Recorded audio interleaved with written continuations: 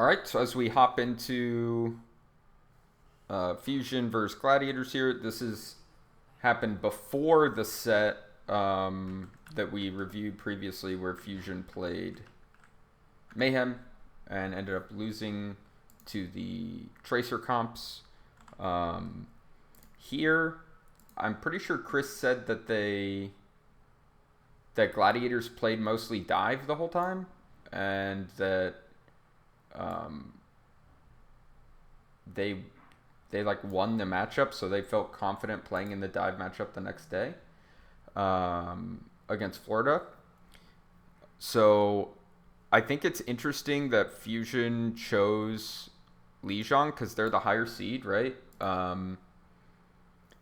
don't know if they knew anything about Gladiator's style, where Fusion kind of had two comps that they like to play. They would either play the Rhine comp or the dive. And that means that they have a lot of flexibility in which Koth maps they can pick. They can basically just pick to what style their opponent is bad at. So if they expected Gladiators to be playing dive, if they... Wait, did they see Gladiators play before they picked? They did, right? Didn't they? I think they had to. So they knew then that Gladiators would play dive, right? Oh, I still have that up, bro. I always forget to take that down, dude. Thank you for reminding me. Okay, so if they know that Gladiators favored dive and perform best on dive, Lijiang is a really good pick from Fusion because this map definitely favors the Rhine style. So their options if they wanted to play Rhine heavy maps would be Lijiang or Nepal, right? So they decided that they wanted to go to Lijiang as opposed to Nepal. Comfort pick, whatever, not a big deal. So we start out on Gardens, or Garden rather. So Philly gets a better rollout here for sure. Do they TP? Wait, why do they get such like a much better rollout? What's going on? That's really weird. How does Sato use his pin? Oh, they TP? Wait, Gladiators TPs as well, right?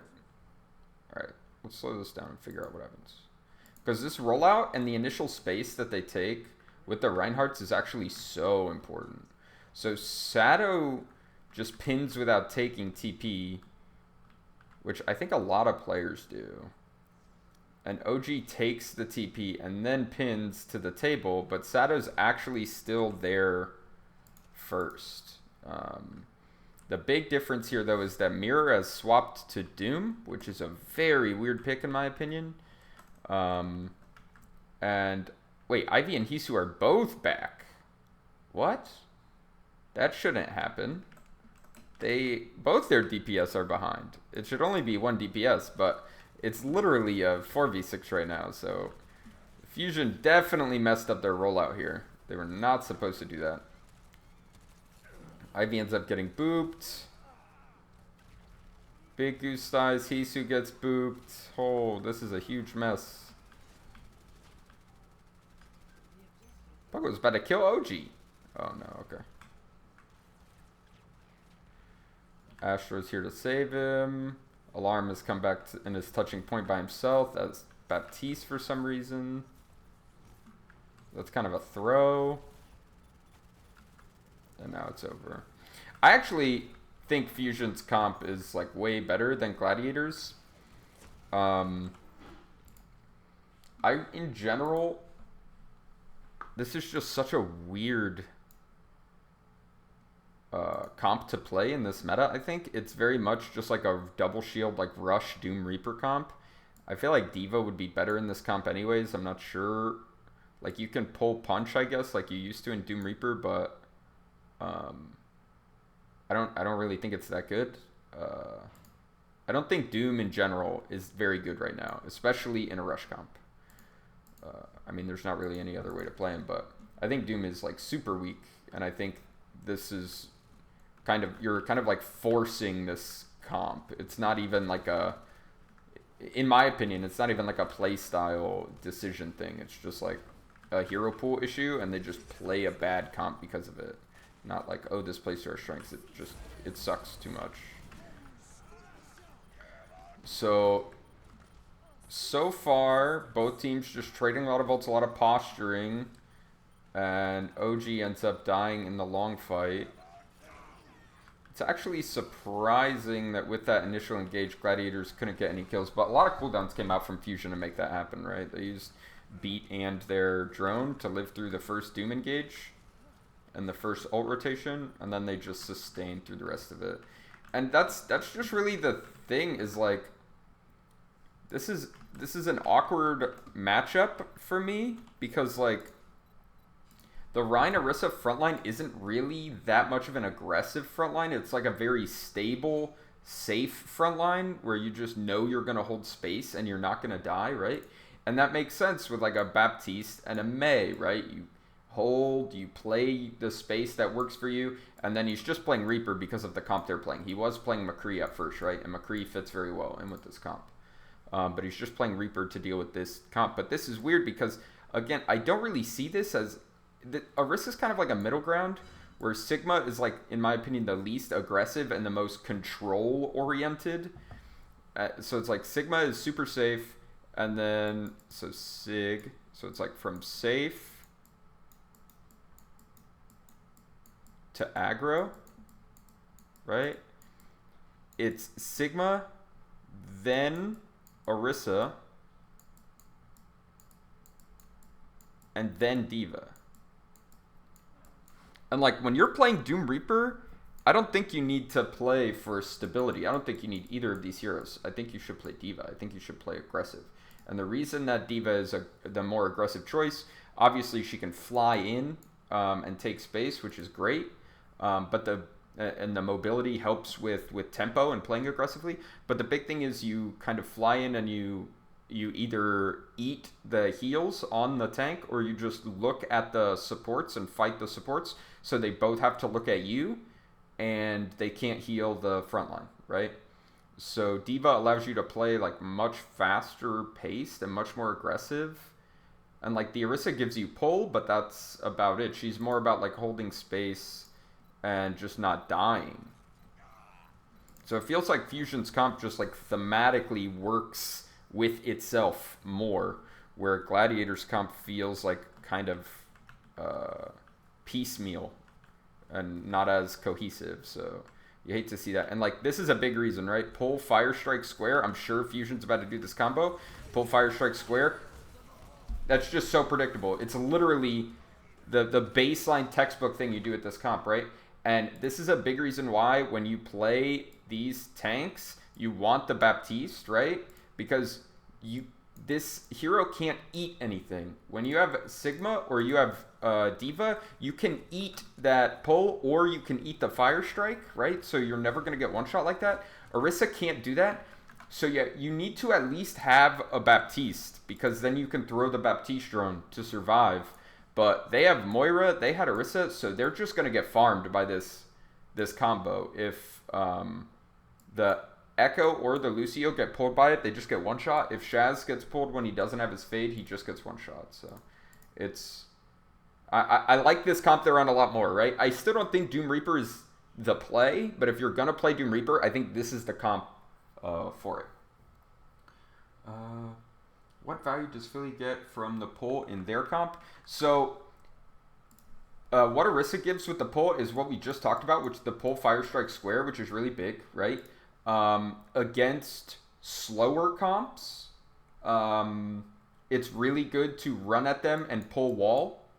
Or against dive, pull wall is really, really good for killing tanks and separating the backline. So you pull the tank, wall off the heals from them, even if it's not in a choke. If the healer can't see them, you just kill the front line. And that's what Reaper helps with. McCree also helps with that. And then obviously pull with Blizzard is really, really good. And then the other big value they get is they get the Bongo plus Reaper ult combo, which is a bread and butter combo in these comps, is Bongo Reaper. It's so strong. It's such a good combo. It's like a clean fight win if you force out any cooldowns ahead of time, or if you do it when they aren't expecting it. Bongo Reaper is super, super good. So this comp, it makes sense, right? This comp has a lot of synergy with each other, and now I feel like Gladiators are also on a comp that has a lot of synergy with each other. I would rather see a Mei here to be honest. Or even the Echo he was on before isn't that bad because they're on Reaper and not McCree. But I think the best hero in this map, in this matchup right now, would be Mei. Love from Niraj says, hi Dream. Hello, hello, how's it going? Oh. So, Fusion just gets actually bodied in this fight. They literally just, I think, get just flat out mechanically outplayed here. There's no way that they should get rolled this hard. Especially with Blizzard. So let's see, they get a wall. Right, so good job from Gladiators. They want to play really fast. Good, kind of good wall. The Moira will be able to get around it. They pull, wall, they run in really aggro. But OG gets the outplay with the Shatter. While Birdring flanks with the Blossom. They insta-kill Ivy. And Birdring is just absolutely destroying with this Blossom. That's an insane value Blossom. So basically, big Shatter from OG sets everything up. And they end up wasting their Blizzard. That's really big. That Shadow Sleep was really good there. What? Sleep? I don't know what you mean. For a second, I was like, wait, did I miss a sleep? But there's no Ana, so. Okay, so here, Astro clears top first. He wants to make sure there's no Lucio, waiting for some cheeky plays. Okay, so ult-wise, Gladiators has basically just Cole to work with, so they need to play back a little bit. They shouldn't actually play fast. Yeah, especially with the Bongo coming out, they can just play their half of point.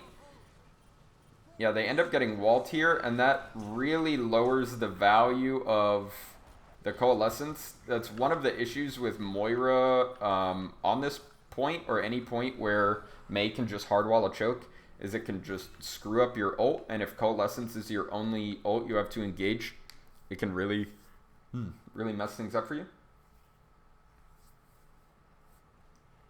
Yeah, the Shatter. Yeah. Yeah, that's what I figured. It was really, really big. It was a big play from OG. But yeah, so that was the only ult Gladiators had to work with, and Fusion invested multiple ults there to get the flip. They needed to, because it would have been last fight. Now it is last fight. Gladiators still don't have a lot to work with, and this Doomfist ult is not going to be super reliable without having the Orisa pull to set it up. So he basically just wants to go really deep and use ult to survive, I think, and then maybe look for Rein after.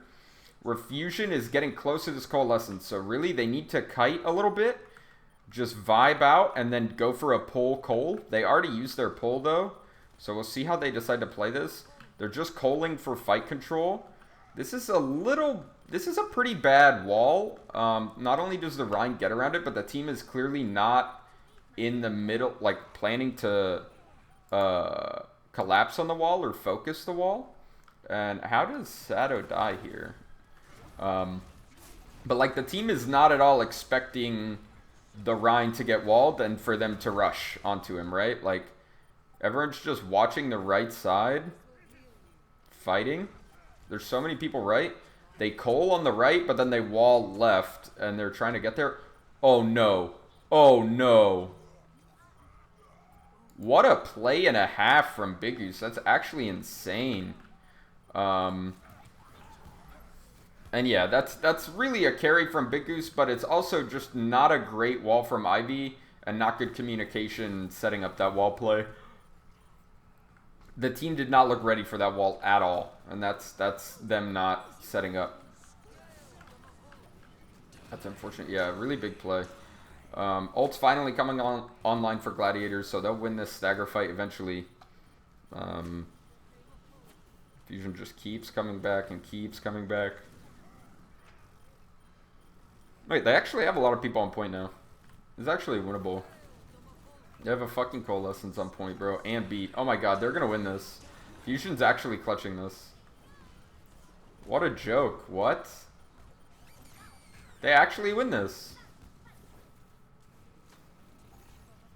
They actually win this. He wouldn't have had to charge from so far. Yeah. It's a huge play from Big Goose, but if they're prepared, then there's no opportunity for that like outplay to happen from Goose. That's agree 100%.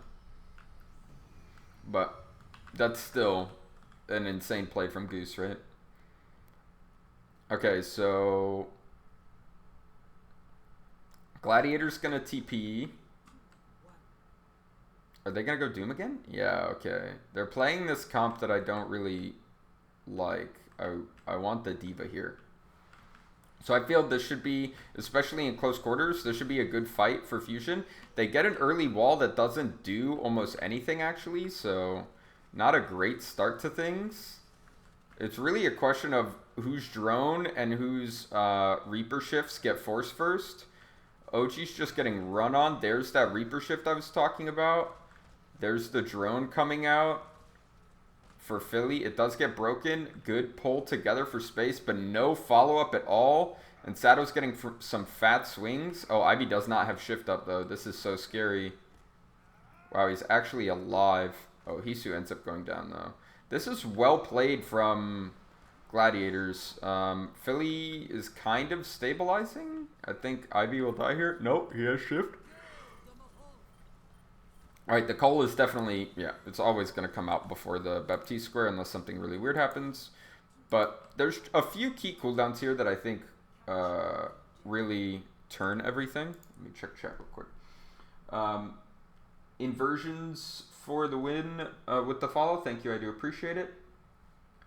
Yeah, that retake was on Al Twitter. It was kind of insane. Yeah, that was nuts. I can't believe Fusion actually won that. I think every fight that first map, the attacker won. Yeah, that's odd. Usually retaking on Garden is pretty difficult. But yeah, there was definitely some misplays for the defenders. Hey Dream, hello Mudkipbutt22. Okay, so the big cooldowns that we want to look for here are the drone, right? We talked about that.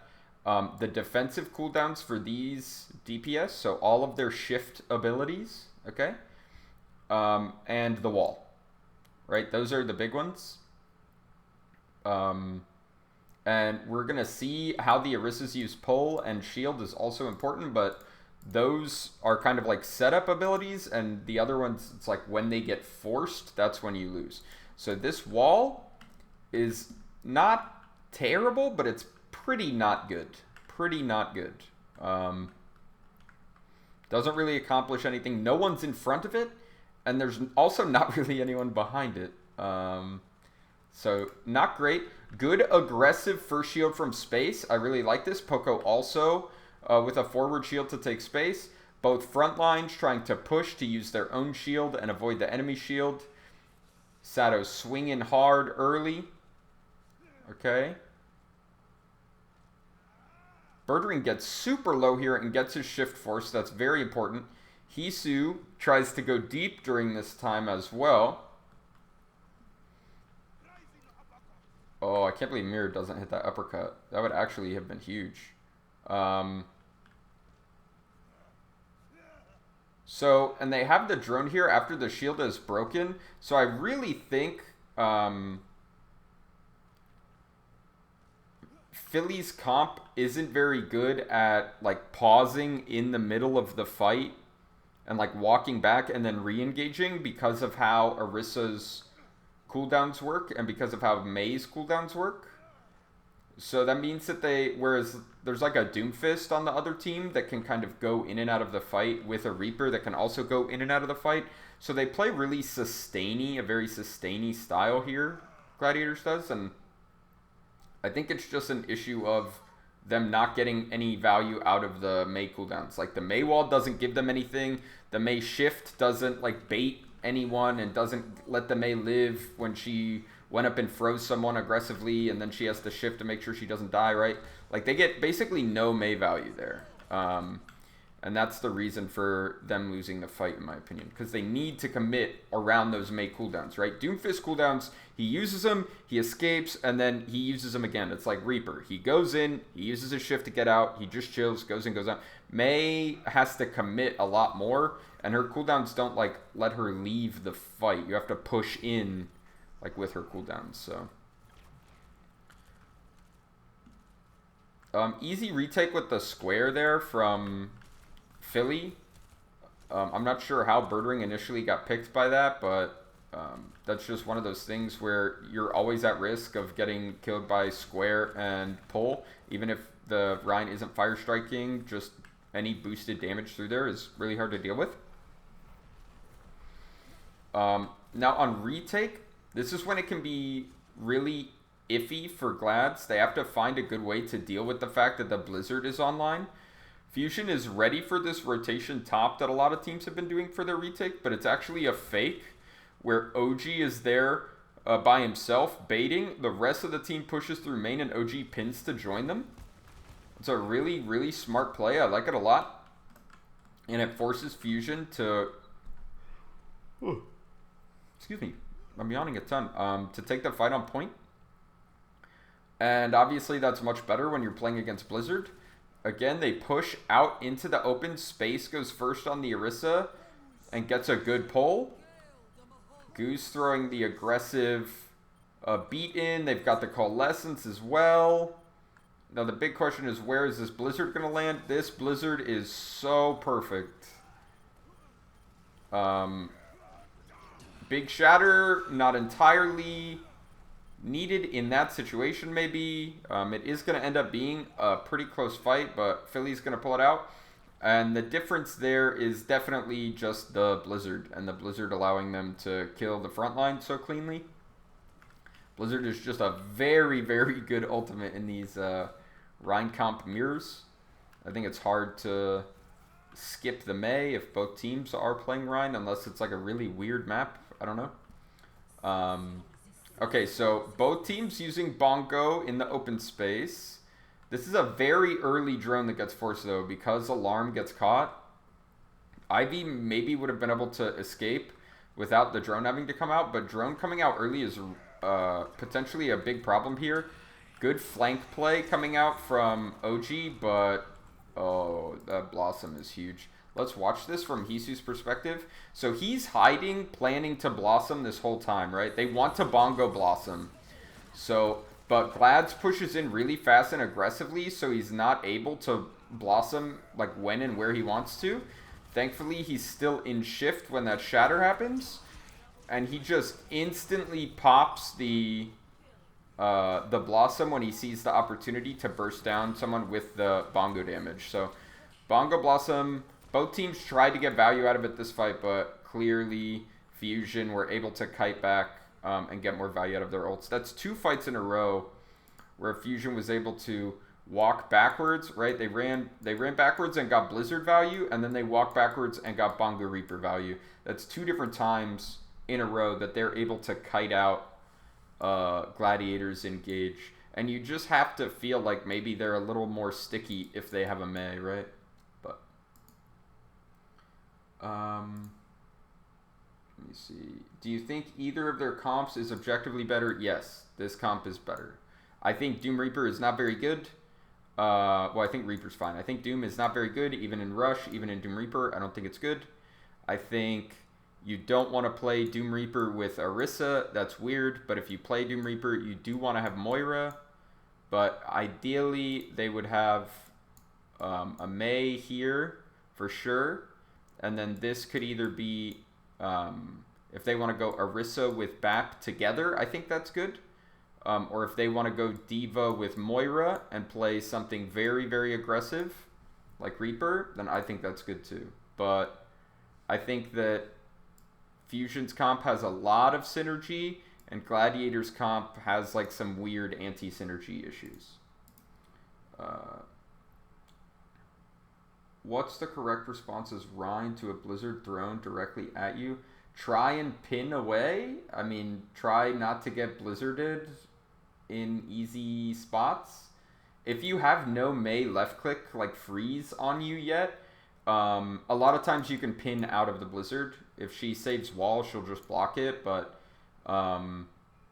yeah, you just have to try and play around it, and hopefully you have good support ults or a drone or something that can save you. But a good Blizzard on a Rhine, he's just going to die unless he gets like a perfect beat or something.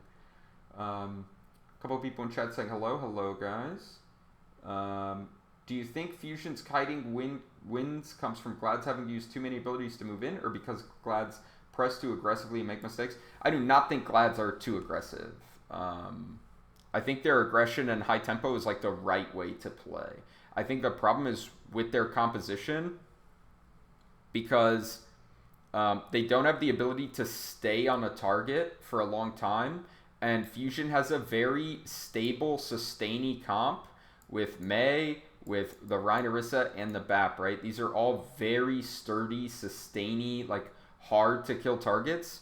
And with a comp like they were running, they had the Orisa instead. With a comp like that, you just have to be, like, everything has to be perfect. Like, Moira doesn't give you any kill pressure, right? Lucio doesn't give you any kill pressure. Orisa gives you pull. But basically, if you don't get a Doom one-shot, you're probably not killing anything. And that's the problem with this composition in my mind. It's just not consistent enough. Like in the fights where Mirror gets a kill, they win. And the fights when Mirror doesn't like punch someone and kill them, they do not win. So I think it's a composition problem, not a playstyle problem. I felt like their playstyle, their tempo, their space control was good. They just needed to have a different hero. Amir didn't get any one-shots, did he? In one fight, he did. And that's the fight they won. And then that's it. He was close a couple times, though, to like comboing someone and killing them. It's just, it has to be super clean because the comp is so tanky and so sustainy. So here, Gladiators decides to pick Blizzard World. That's interesting for me. So in my mind, for the 3 hybrids, this one favors Double Shield the most. Hollywood is my pick for Dive, and then King's Row obviously for Rhine comps. One thing I will say is Dive is pretty solid here. It's not bad here. I just think this is like very good for Double Shield. So it's interesting that Glad's picked it. Maybe they picked it because they felt if they went Hollywood, which is really good on Dive, that maybe Fusion would try and force Rush anyways, and they would have a problem with maybe their Rush comp on that map. I'm not sure. But regardless, maybe they're just more comfortable on Blizzard World. That's fine. Why Zen here trying to glass cannon kind of? I think Zen is way better in Dive. Unless you are playing this exact composition that Gladiators is playing, okay? And we'll see this comp later when we watch the Asia games. But the way this Dive comp works is it's all about building and cycling really high-value ultimates, right? So you have Nano all the time for Nano Monkey, okay? You can also Nano Echo in certain situations. But you have Nano that builds up fast, and you can use it to build other ultimates. You have Primal, which builds up fast, and you can use it to like stall a fight forever or dive for kills. It's just a really good ult. EMP, obviously, one of the best ults in the game. And then Echo ult, which you use to just copy a tank and sustain forever and be super annoying. So you just have like a bajillion ults, okay? And you can cycle ults all the time. And if you don't have a really good ult play, or you don't have it, for some reason the comp you're playing against makes it hard to build ults, like let's say they play Reaper Rush or something, what you do is you look for a hack and a purple, and you just commit and you just try and kill someone and look for a dive and try and force a kill. It's not reliable, but it's still possible, right? Whereas Fusion, when you don't have the Sombra and you have a Zen instead with a Tracer, and you can either play Echo or you can play Hitscan, you do not have to play Echo necessarily in these Zen comps. But the idea with these is you have less healing, so your tanks play a little more like hide E. But the thought process is in Dive Mirror, you shouldn't ever be able to kill the backline with a dive. The backlines are so safe because Brig is so freaking broken and D.Va is there to peel. So the backline is not really ever going to die. So you don't need Ana defensively. So instead you use Zen Discord to just kill stuff, and the tanks just fight the other tanks. And because you have Discord, you just win the tank battle, right? Like anytime their monkey tries to hold space, if he gets discorded and shot by the Tracer, he's just going to die. Like he just dies instantly. So I think this is the much better comp. I think there's very few situations where this composition is better. I think if it's a double shield or a rush map where Zen has just absolutely god-awful sightlines and just gets run over all the time, Anna is better, so you should play this comp. That is it. That is the only scenario that I think that the Anna comp is better. That's my opinion, but that is how I feel based on like when we play and our opponents play and how I think the game works. So, is Zen or Anna better against dive with Brig? I think Zen is way better in the dive mirror. I think there's literally no reason to pick Anna. I think it's bad. I think Zen is significantly better. I know Asia like almost never plays Zen. I think it's super weird in my opinion in dive mirror to keep the Anna, but whatever. Okay, so here we have Gladiators playing pretty defensively to start. You can start up here with your backline and just like look for a cheeky sleep play or a nade or something, or heal Bird Ring while he farms EMP or something, but they decide they don't want to risk it at all. They want to let OG just hard hide, which is a really good thing to do in dive mirror, right? That makes a lot of sense. The thing is, like, he needs to be worried about taking too much Zen damage, but his comp is going to lose if they don't have ults, right? If they don't build up ults, this comp is way, way better. It's not even close, okay? Like, people can debate whether the Anna or Zen is better, but before Nano is up, there is no debate. This comp is better. So what Gladiators really need to do to win this mirror is build a fast Nano and don't let Philly make a play with Discord before they get their Nano. So OG hiding could come back to bite him unless they decide they're going to play for a hard dive. But the hard dive is super risky. And no, it doesn't look like they're going to do that.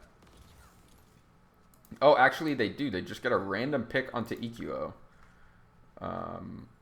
Which is unfortunate. Also, Bird Ring dies for no reason. They fully dive so hard into this room. And even though they had a pick on EQO to begin with, they just cannot win this fight because they don't have any ults and they don't get a super fat purple. But like straight up, the Fusion comp just has so much more damage because of Zen. Both the Discord and just his literal damage output, even without Discord, is so much higher than Anna's. Purple is like your only chance. But now, they do have the Nano now, right? So they want to recontest with the Nano. They need to be Nano monkeying. Where is OG? OG's pretty far. They might not get to Nano monkey. Oh, Bird Ring actually chases Sato down. That's huge. Let's actually see what happens there. Wad says, why was Bird Ring on Sombra? Because in this comp, Sombra is good because it's about cycling ultimates. So you like use Nano to build Primal, and then you use Primal to stall build time for EMP, and you're just cycling ults all the time. It's similar to how a lot of Anna dive comps or how a lot of Sombra dive comps have worked in the past. He just swapped to come back fast on Tracer here. So the tanks are low, and the big reason for that is obviously the Zen comp has low heals, but the Brig died. That's the big reason, is the Brig is the majority of the heals, and Astro died at the end of that fight. The Zen is also coming back from spawn. So the tanks are super low. So Sato tries to jump away. Alarm is giving him some help.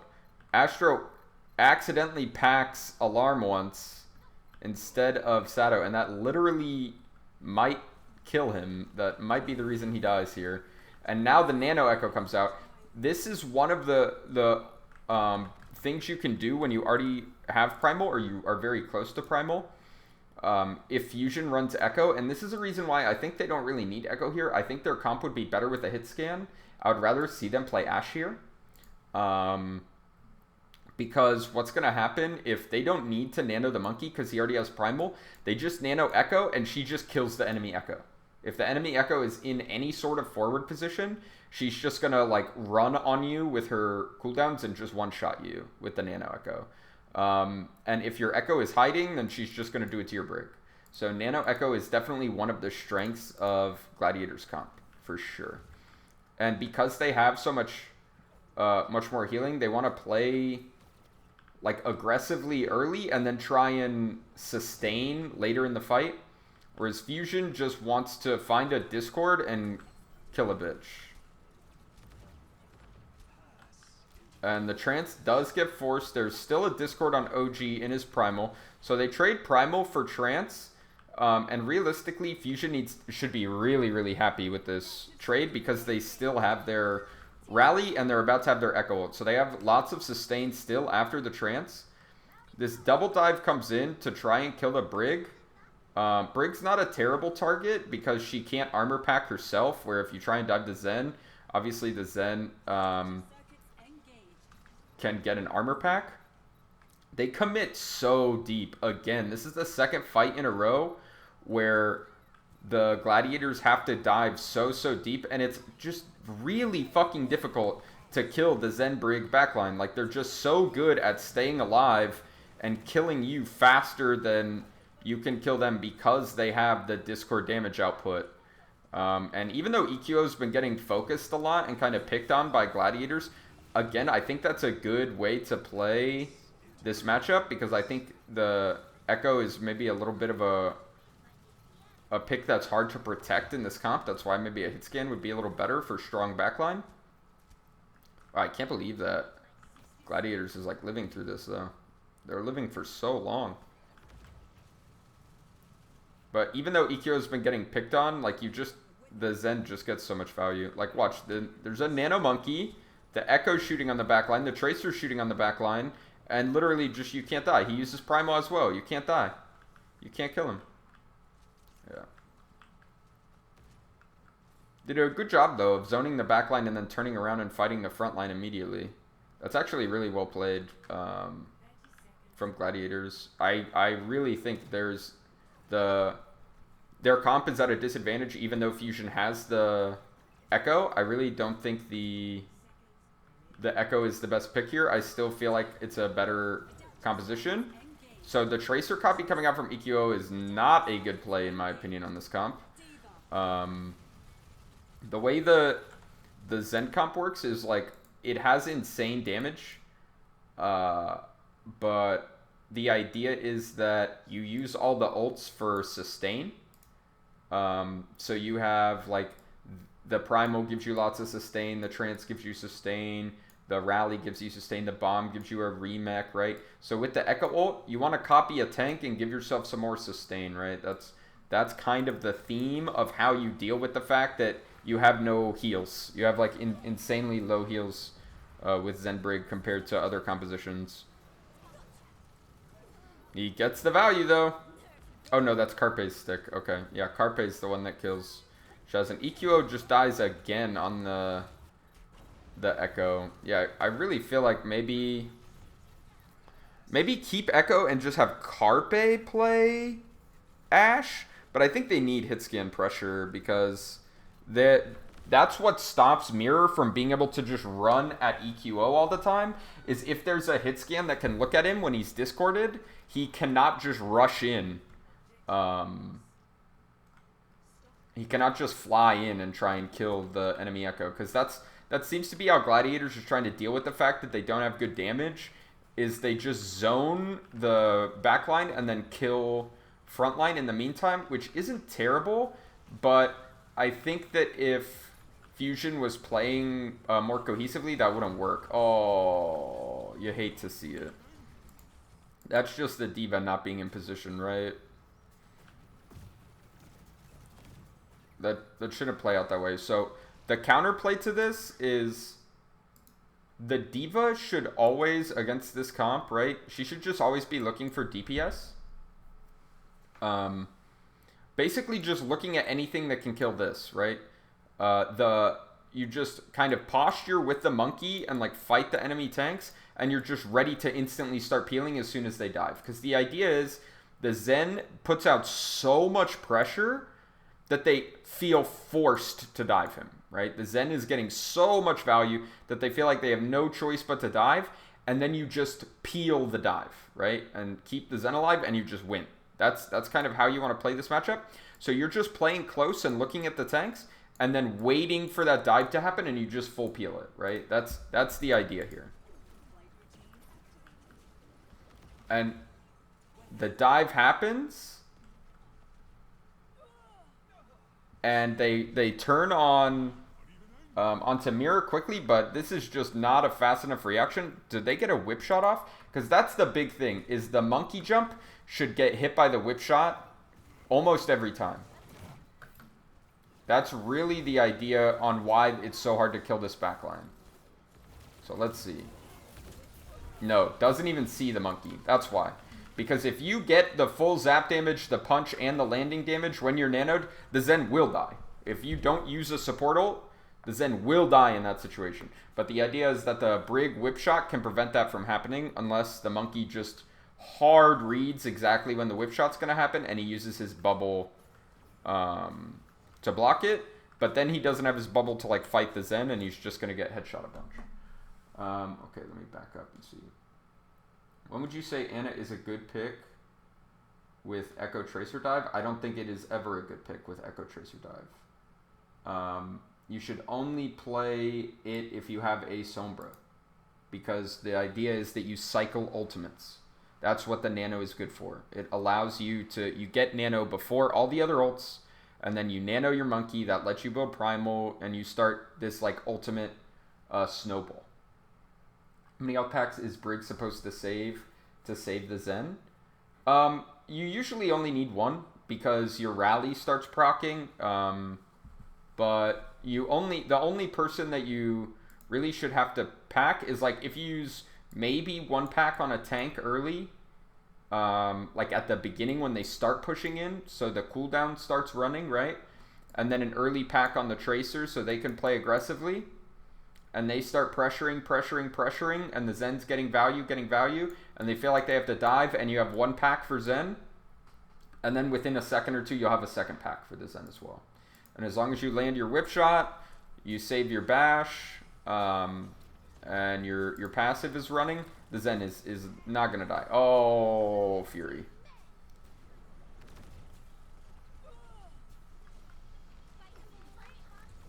All right. That was extremely scary. This should have been a kill. Should have been a kill. They needed to get their... oh no, Mirror used his beam way too early. That's why they don't die here. Okay. Where's the... Oh, and they used the nade early too. Okay, that's why. So they used their two most important cooldowns here, the nade and the... Echo Beam to try and kill the Echo, but the Echo just very safely flew back inside, and that's why they can't get the kill there. But if they just kind of pressure the Echo and the tanks are left outside and they're able to get naded and Echo Beamed, they're going to die for sure. But they goof there. They commit really hard on trying to kill that Echo when she was never going to die. That sucks. So now we have to see if there's going to be a recontest. It looks like they're going to try. They do get the touch. Mirror is so low. They're trying to engage. But who do they go on, bro? Alright, Mirror ults. He's probably copying Brig here. He does. That's a decent copy. EQO gets the better copy, though, on the Monkey. And they're both fighting the Brig. Both monkeys are on the Brig. The Brig gets nanoed. They bomb to peel the dive. All this is going on. While that's happening, Birdring gets... Alarm gets his transforced. But OG just dies. So when you end up having both teams, like, look at the enemy backline. The problem with this is, when both teams have a bunch of ults and they're both going to do dives, right? This backline is just never going to kill a Primal Monkey. It's never going to happen. It won't. Maybe you could sleep him and it like will waste the time or whatever, but you're never going to kill him. He's never under kill threat. All he cares about is to sleep. That's it. Okay? And if there's two of them, you can't sleep both, right? So what are you going to do? But the Zen will kill the people diving him. Okay? So if you send both tanks to the backline, they're both zoning each other's backlines and trying to trade kills, the Zen side is going to win those trades because they can actually make things die. Mirror also copies Brig, which is just a way worse copy. Especially when you have Anna, there's no reason to copy a Brig. You already have so much sustain. You don't need more sustain. But yeah, they just full peel OG when he goes in. And he doesn't have Primal, but like, if he ever has to dive the backline, they're just going to full peel him and he's going to die every time, whether he has Primal or not. Stick as well. Goose going to die shortly here, I think. No, yep, there he goes. Goes down, and they're going to win the long fight. But yeah, Fusion had a lot of good ults there, like a lot of sustain ults. They had Trance, they had Primal, they had Echo ult. Like they had a lot of really good ults, but it's just always going to be an uphill battle for Fusion with this comp, I think. So this time, close to rally. Let's watch from Astro's perspective, and since we've been talking about armor packs, right? So he has one armor pack right now. You always have to make sure you have at least one for the Zen. He throws it on him. Gives one to Echo. That is a risky whip shot, because the idea is if the monkey has cooldowns there, he can jump. But he just really wanted to proc his passive to start healing everyone to build the rest of his rally. So it's risky, but it pays off. He's making sure everyone gets lots of rally armor. He's giving packs to the Zen. He's always watching for the Tracer. And the monkey engage. And there's the monkey. He misses the whip shot on the monkey jump. But he's just peeling for the Zen. Oh, and he's gonna he's gonna bash away. Yeah. He misses that whip shot, but you can. So the big thing is you don't actually gain that much from the Brig here from stunning monkey. It's actually not that good unless he's discorded and you're ready to kill him, right? That's the only time you want to kind of aggressively stun. Anytime you're actually fighting the monkey as Brig, unless your Zen is also getting zapped, you just want to bash away. You just want to leave his cone of damage. You don't want to sit there just taking damage from him. And Astro uses bash twice to escape, lands the second whip shot. That's really big. And during this whole time, during this fight, let's back this up, right? And let's watch what Carpe's doing. And because what he should be doing is looking for discord targets and just beating up the discorded tanks, right? So right now Anna is discorded. They might look for a dive onto her because that's that's like a really high value discord if you can get it. But as you can see, Carpe is looking at tanks primarily, right? His goal is to just shoot the tanks. And the tank gets discorded and he blows them up, right? That's exactly how the Tracer works in this comp. She just follows the discord around. Now she's just peeling for backline. Look at this. Even the Tracer comes back to peel when you go on the Zen, right? You literally full peel.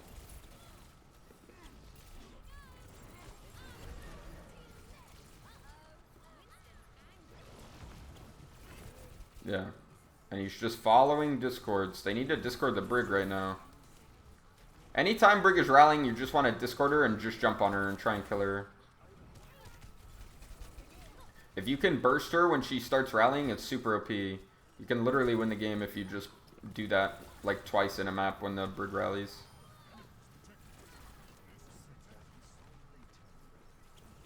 But yeah, it's just so hard. Unless Gladiators has a massive ult advantage to kill this backline. It's just not going to happen. So every time they keep feeling like they have to dive the backline, it's a lost cause. Any rule of thumb on when to use rally?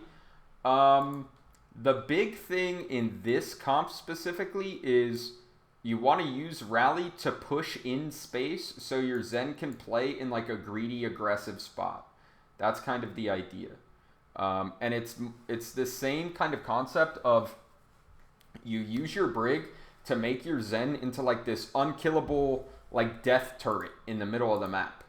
And the rally just lets you take that up to 11, right? And you can just push in.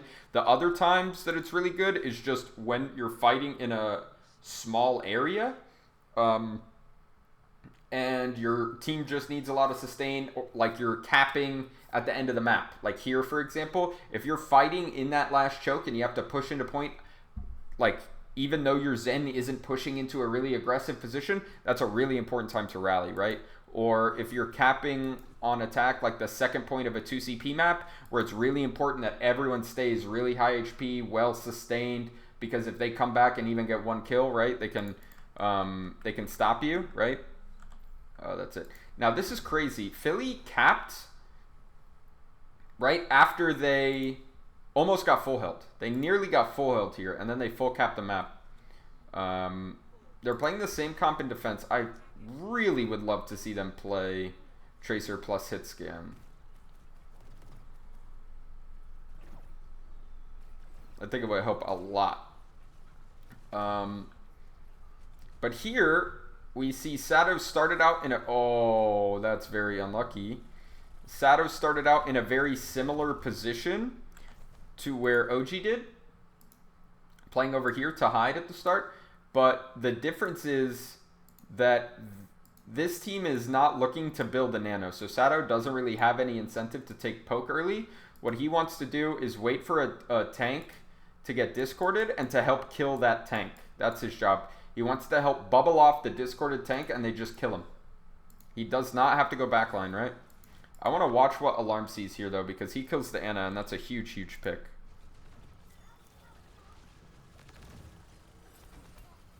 Oh, that's just highly unfortunate. You hate to see it. And now you almost think it's lost. It's unwinnable. That boy, hi Dream, how's your day? It's going well. It's going well. Thanks for checking out the stream, man. I do appreciate it. So this is where it feels really hard because all of a sudden your nano isn't going to come in super, super fast. Like you're going to nano, even if you build nano really, really well now from here on out, you engage with nano and very shortly after that, the ults for fusion are going to be online as well. So you don't really have that gap. Sato playing in the same spot. They're looking for him early. Jumps already, even though there's not a great Discord target. This is a little bit of a misplay from Sato. Yeah, and he dies. He did not need to go in so soon, but it doesn't matter. Carpe's there. He's trying to make space for Carpe to make a play, and it does work. Without the Ana sustain, this should definitely be winnable for Philly. They are slow playing it a little bit, giving up a tick.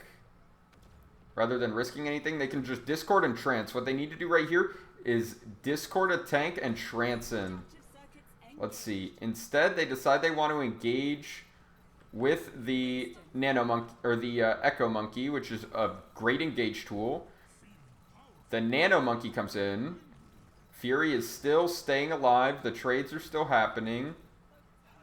Alarm trances as late as humanly possible. But Echo Primal's going off in the back, not getting any kills, but that's expected, right? You don't ever expect to kill this backline with your Echo ult. The idea is that while your Echo is primaling and taking 3 targets, you can kill something with Discord. The reason that didn't work here is because Alarm got forced to trance by Mirror, playing aggressively on the Echo. Now the rally is going. Now Alarm can start getting really aggressive. He gets the Discord onto OG. Sato's doing a good job of zoning everyone. Fury with a slightly weird bomb here. No one should die to this. Okay. Sato is very deep, waiting for his primal. They do punish Fury for his bomb. Sato pops the primal. He's getting... Everyone's looking at him. But look at the difference here. Sato has already been primaling for a few seconds, right? And he's still got half his HP. OG is just getting burned. He literally can't even use his primal. He can't even stay there. It's so annoying to deal with the Zen Discord as a monkey. Oh, this is a great bomb. Ikkyo is kind of boned, right? Yeah, Ikkyo is dead. That's a really, really well-placed bomb from space. And that's probably going to end it. Yeah, Carpe dies also. Philly's trying to clutch, going for one of their patented clutch plays, but I don't think it's going to happen here. So, what was the difference maker here, right? What made Gladiators comp work out? And in my opinion, these tanks needed to have, like, they can't both use their ults offensively. You need to pressure them enough that they feel like their ults have to be used to sustain or be used defensively, right? But both of them got a lot of offensive value out of their ultimates. And then the other thing is Alarm, when they were using their Echo ult in the backline to Primal, great play. They were not able to focus down and kill tanks during that period, right? Which is when you can force these ultimates. Because Mirror looked at him and landed all of his cooldowns and forced a trance. So, again, this is another reason why I think they might be better off if they had a hit scan in either one of these positions. Because it stops Mirror from being able to fly in as Echo and do stuff like that. If he's playing against an Ashe and he does that in Ashe Zen, he just gets popped, right? He can't play that way. Or even an Zen McCree, he can't play that way.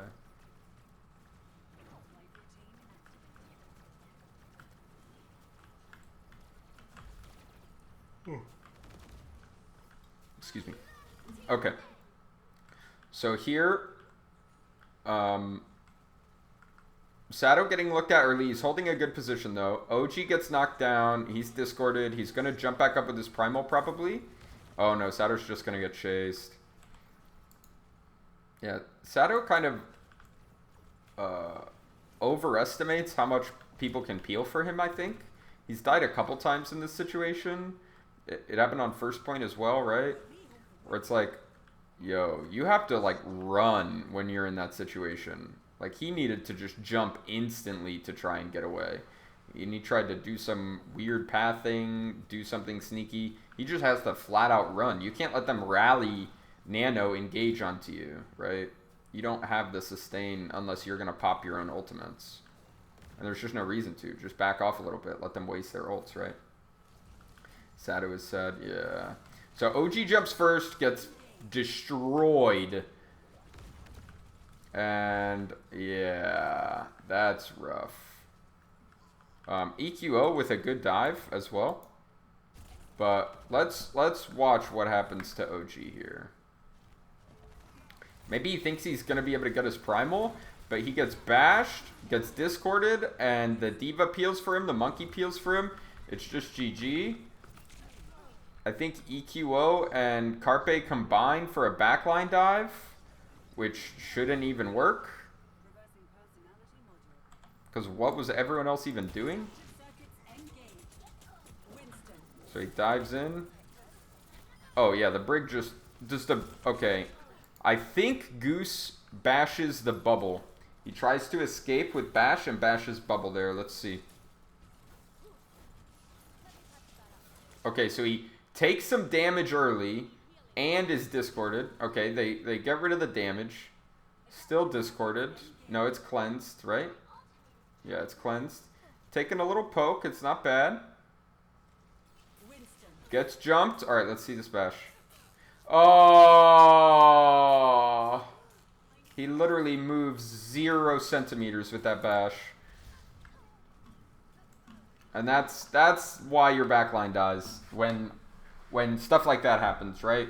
But if the Brig walks through there and then bashes out, the Monkey isn't going to kill her. Yeah, it's just unfortunate. Alright, so this time Sado is hiding completely out of sight. Much better. Goes in once they get a Discord. Good. Force the Primal early. Good. Fury uses his bomb to split the team while the dive's happening. They're just focusing the people that are diving. Forcing multiple primals in the backline. The bomb primal combo is at least good enough to force strengths, but like they just can't get into the backline. They can't get kills. As long as the tanks from Fusion don't take a bunch of poke early in the fight and have to run away and use all their cooldowns to run. As long as they're hiding, it's just so hard for the Ana team to do anything. Okay, Sato might die here. Okay. Well, as I say that, Birdring and Sato and EQO both feed. No, don't tell me EQO goes in this room, dude. Oh, why does he go in the room, dude? He goes in the room, dude. And Sato just jumps to try and save him. And now he's just going to get chased.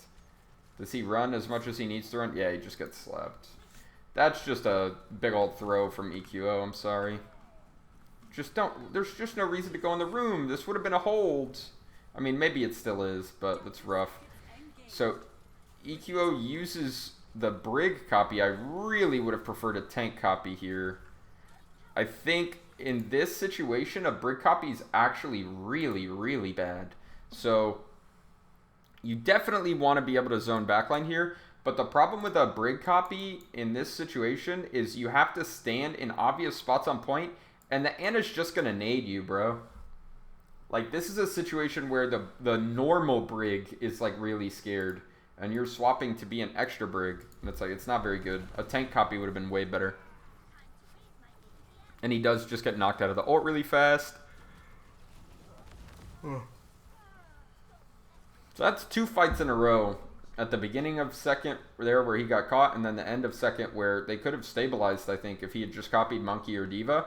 Where I feel like EQO made some pretty big individual mistakes that kind of cost them the second point.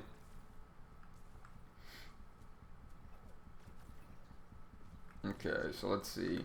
So, good ults available. Okay, and they do go fast. I like the high tempo. They instantly go in with the nano jump. They find a stick as well. How does Sato die on top of that, though? That should not happen, in my opinion, especially when he's so close to Primal. He should not be dying here. So he's playing close. This is too aggressive from Sato, for sure. Unless the whole team is pushing up. Unless the Zen is pushing, he shouldn't be pushing. So, he should just be vibing right here. I mean, unless the Tracer's like shooting him or something, right? But he should just be chilling here until the Zen is ready to push out. And then he starts pushing. But what he does is he walks up and gets pressured, then has to walk back, and then they dive. And then they also look at him like, ugh. But it's also a matter of them not dealing with this dive correctly, though. Like, this dive in the back still gets more value than it should. So let's see.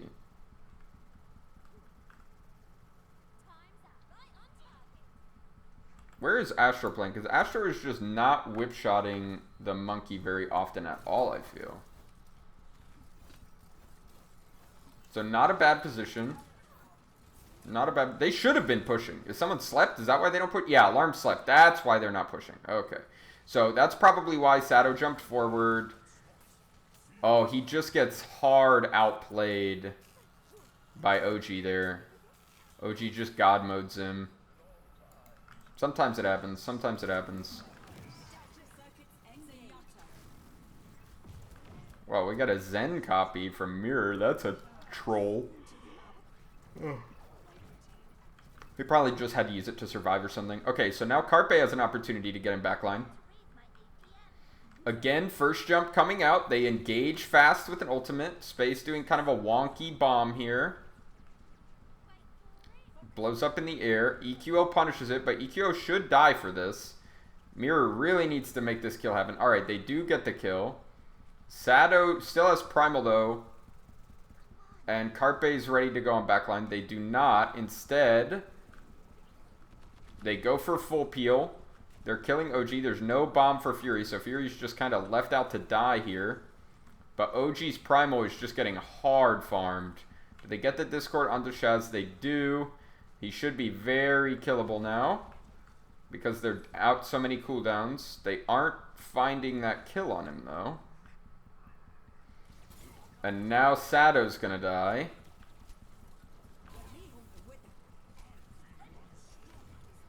So I feel like the mistake here that puts them in this situation is like Gladiators goes first, does a good engage, fine. But with this comp, you can't really commit this hard into backline. Like they have like 4 people looking at backline, right? Well, not yet. Fury, oh, Fury bombed first. And then they have 3 people looking backline. You can't go from having 3 people in the backline and then back off in this comp. It doesn't have enough sustain. If you're going backline, you usually shouldn't, but if you do, you can't get back out afterwards. You have to just commit and get kills. Sustain ult's coming out, but the aggro trance gets hard fucked by a nade.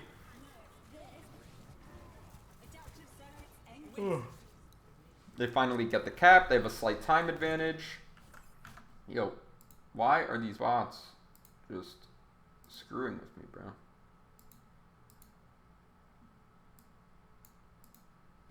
You hate to see it. You really do. Okay. So now we see the same mirror going on. This is actually a really close map. And if you remember, Philly almost got full health here, so we'll see what they do differently to avoid that. And I really want to see them look for the early tank discord and just bully a Winston or a D.Va. Okay, Sato does a good job of jumping on the enemy monkey. I mean, he messes up the jump, but that's exactly what you want to do, okay? Is in this comp, you don't jump the backline, you jump on the tanks, okay? So he jumps at the monkey, which makes the enemy monkey give up space, and then your Zen gets to push in, right? That's exactly how this comp works. You use your cooldowns to push their tanks to give your Zen space. That's it. That's what literally all 6 characters should be doing. Okay? So they get the position on the Mega. OG decides to jump back up into a spot where it's hard to discord him. Carpe gets dominated. Fat nade inside. And again, you hate to see it. I feel like this is an L. This is probably the map Gladiators won. So let's talk about why jumping on OG the first time is good and why jumping on him the second time is bad. So jumping on him the first time is good because your whole team can see him and see you, right? So it's good. So you gain some space. Good. Okay. Now, OG jumps there again. Going on him here is not good. All right. So Fury doing this isn't terrible. It's like not really necessary, but just flying on him and then escaping is like you don't have your fly and it doesn't really achieve anything, but like whatever. I mean, I guess maybe you force him to bubble, but Sato, this is a feed. This is just a feed. And then Carpe also trying to make a play is not great. So what you want to do once you get your Zen here, if their monkey wants to play here, like, no worries. Let him. He can't do anything. Like, it's not, that's not something you have to worry about, right? And again, this is another reason why I think having a hit scan is good, because it's much easier for a hit scan to just walk out here and start shooting him without worrying about having to die to a dive. It's very easy to peel for a hit scan doing that. But you don't have to, like, what's he going to do from here, right? He's going to walk inside and start looking at your Zen, and the Zen Brig is just going to fight him and win like they always do. He can be here. That's fine. The only reason you didn't want him here before is your Zen had to walk underneath him. Okay? Now the Zen can just chill in here and shoot everything until his team feels like they got to back up, right? The Zen can just chill in the Mega. Like, let's actually just go to the Zen POV. Let's just look at where Alarm is at, okay? This monkey is not, like, scaring him, bro. This monkey is not pressuring him, so you just don't care. Like, you can have your tanks or your tracer, like, rotate all the way over here and start looking for people to discord and jump on. And then all of a sudden the monkey is like, oh shit, I have to do something. I'm useless. But this idea that that Sato has to, like, go use his cooldowns to pressure that is really bad. And now they take all this damage. They're all back in this corner because they took all this poke. Then they get naded, and there's no coming back from it.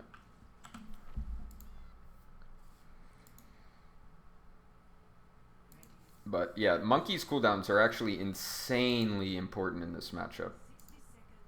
He's really, really punished if he makes any bad decisions.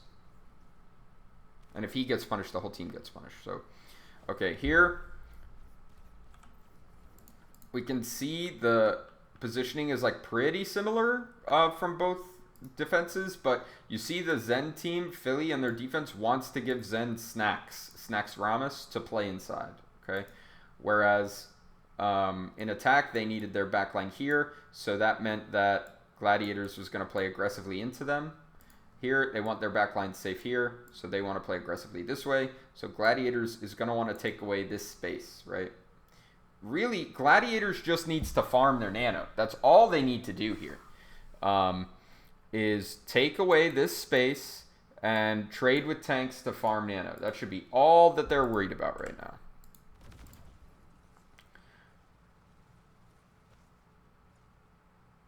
Okay, so the Zen rotates. So now they have different space to take. OG almost dies there.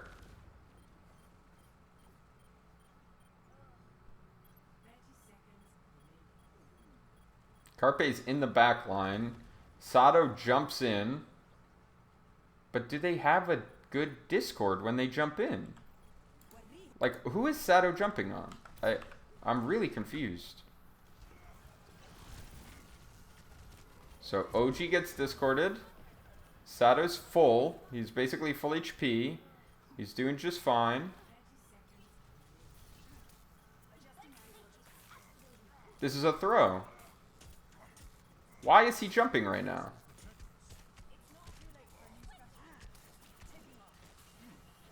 They have a Discord on Shaz, bro. I don't think Carpe is going to solo kill Shaz even with a Discord. The Tracer shouldn't ever be able to do... There's a Brig and a Diva there. It's not going to happen. So Sato jumped really early to try and like put pressure on the front line. He didn't even jump onto the Ana, so he jumps front line. And the game plan is they use Discord and Tracer alone to kill the Ana when Brig Diva are there to peel. It's never going to happen. It's never going to happen. They needed to just Discord a tank. They needed to just Discord a tank there. They're not going to kill the Ana. Just Discord a tank. Try and push out. Try and force a monkey bubble somehow, right? Have your Echo peek and spam the monkey. Have your Diva fly on him, whatever. Or just look at their Diva, but you just need to come around the corner, Discord a tank, and try and one-shot them with Echo Tracer damage, with a Brig Bash, whatever. But just push out onto the point together, put your Zen in an aggressive position, and kill the front line. There's no way that they're going to kill backline there. At least, like, you don't have Pulse, you don't have Primal, you don't have Bomb. Like, you have none of these important ults that give you the chance to kill backline, even though it's still hard, even with those ultimates. So it's just a rough situation, but yeah, they just don't find the Discord value they need to. And again, a lot of that is Mirror flying around on the Echo and getting a lot of pressure, like winning the duels with EQO. But that's not because necessarily, I don't know who is better mechanically on Echo or who would win duels in a vacuum. But the difference is when you have the Zen and Brig, the Brig is most of your healing. So she has to be very judicious with her armor packs, right? We talked about use one armor pack early on the Tracer, one armor pack early on a tank, and then save one armor pack for Zen. And usually you won't need the second Zen armor pack until it's off cooldown anyways. So that's fine. But when you're on the Ana and Brig composition, the Ana is the most of the heals. So that means Brig can be aggressive with who she armor packs. So that means she can give hella armor packs to Mirror. Hella armor packs to Mirror. So that means Mirror can always take the fight. against EQO because he knows he has the Brig pocket and his opposing Echo does not. So that's, again, one of the reasons why I feel like to better control Mirror playing aggressively on that Echo, I would have loved Fusion to play a hit scan instead of 2 flankers. I think it would help a lot. Okay, so Glads is playing this weird comp that they play in defense here sometimes. Sometimes they even play it with Sigma and stuff. It's a comp they really like. The Pharah Ashe here. I think it's okay. It's not that great. I think it's weird that Fusion decides not to play Dive into this. I feel like you really should play Dive into this. Gladiators does a good job of trying to disrupt this rotation. Fusion does a good job of not letting them disrupt the rotation. Now they go underneath together. They're going to go behind the point. They love doing this rotation on Hanamura. Sleep is going to stall a little bit. But the important part is Mirror has not been able to build up anywhere near to having a barrage, right? That's the big thing that that they need. The nade does get eaten. So big play from Poco to eat the nade. Carpe is hiding behind on Widow. He actually was on Tracer, but he swapped. OG is here to look for him, I guess. But he's running out of time. He feels like he has to go do something, which is correct. He does have to go do something because they have already sped onto Bird Ring and found the kill. Astro does die. That was a little sloppy from him for sure. Coalescence, super aggressive onto the Fair doesn't get booped off, and that's GG. Really well played from Philly to find a target they could run on, which was the Ashe, right? Blow him up, and then sustain with the Coalescence. They played away from where the Ana could get value. They played away from those sleeps and purples, right? They ran all the way up here. They played away from where the monkey could get value because the monkey was looking for Carpe in the choke. Yeah. Very well played from Philly, and Mirror would just have had to land a lot of really good rockets for him to outplay what Philly did as a team, and he was not able to land the necessary fat rockets. So he's come back though. The Fair Mercy's come back. He got nanoed, used the barrage, didn't get that much value. A second Coalescence, and that's it. And it's just Philly stabilizes really well. The Pharah just not really ever getting any value. And Carpe, even though he got like 1 kill on Widow or something, it wasn't really that big a deal. There was a period where Monkey was hard looking for him. There was a period where Diva was hard looking for him. So he just like wasted so much of the other team's time and resources. Gladiators does a good job of coming back on fast heroes and making this cap take a really long time. But they use a lot of ults in the process. And now Fusion's in such a good position to snowball this, right? So what I want to see is them force the tank cooldowns right away and then just go point, right? So they haven't forced any cooldowns yet, so they can rotate instead of going point, right? There's a jump force, but that's not enough. Carpe just goes into spawn, doesn't quite get the kill. And yeah, see, now they want to pressure the tanks and go point. Oh, wait, Space gets frozen? Wait, Space can't let that happen there. That's really bad. And Mirror also randomly dies. Oh, Mirror's playing really out in the open, though. So let's look at Space. He's already getting frozen a little bit. They speed onto him. He tries to fly up. He almost flies up. Oh, no, he stops boosting, and he falls back into it. Oh, no, it's a throw. It's a throw. He just fucks up, and that lets them get a free Blizzard. Now that they get to Blizzard and kill the Diva, they have so much momentum. At least the bomb gets forced. OG should be able to kill Baby here. He does. He ends up dying for it. But getting 1 trade kill is really high value in a stall situation like this. Unfortunately, Sato is in spawn, shattering the supports. And that pretty much spells the end here. Because Mirror doesn't have his ult yet. Maybe he can pick Alarm. No, good beat from Astro. And that's the snowball. So without any ults to like use early for Gladiators comp, they're on like a weak dive, like an Ana dive, right? So it doesn't have a lot of damage, doesn't have a lot of like kill potential, and it relies on ultimates, right? Well,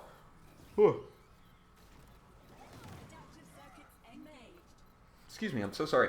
They used a lot of their ultimates trying to win first point, and then they also swapped to fast heroes to try and stall first point. They're doing a really good job of stalling here as well.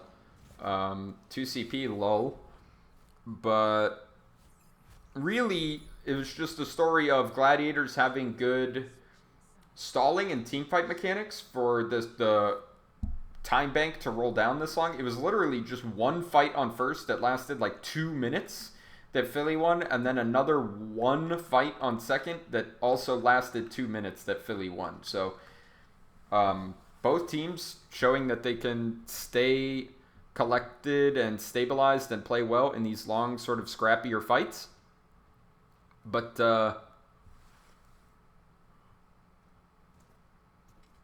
Philly just playing the start of those fights better and having a better composition on first point, in my opinion.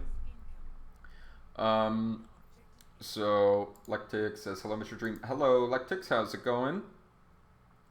So this time, Philly is playing this weird Tracer Rush comp that they play. I think they like it because they feel it covers a lot of options, and Carpe can just...